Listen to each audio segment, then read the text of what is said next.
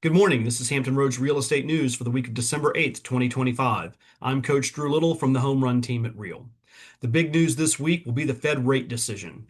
Wall Street has believed ever since the last cut that another would be coming this month. However, the street has been overly optimistic about rates for the last couple of years, to say the least. They may be right this time, though. The November ADP jobs report was surprisingly bad last week, and with yet another indicator flashing recession, the Fed may now feel some urgency to lower rates. Either way, we'll know in a couple days. The rate of rent increase for single family homes has hit a 15-year low, and rents have actually declined in 26 major metros. This could potentially mean fewer deals will be done by investors as the returns are more uncertain.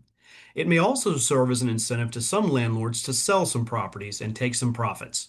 Either scenario is good for buyers, and if both happen in a significant way, the spring market could have even more inventory and buyers may have even more options and more negotiating power. Rents are still up 29% over the last 5 years, which could incentivize many renters to try for home ownership while rates are lower and home affordability is the best it's been in several years. In addition to the weak November numbers from ADP, according to Challenger Gray and Christmas via CNBC, total job losses this year have reached 1.2 million, and over 71,000 jobs were cut in November. The last time the last times the monthly cuts were that high were post-pandemic in 2022 and in 2008 during the Great Financial Crisis. The two largest reasons cited for the job cuts are, not surprisingly, tariffs and AI.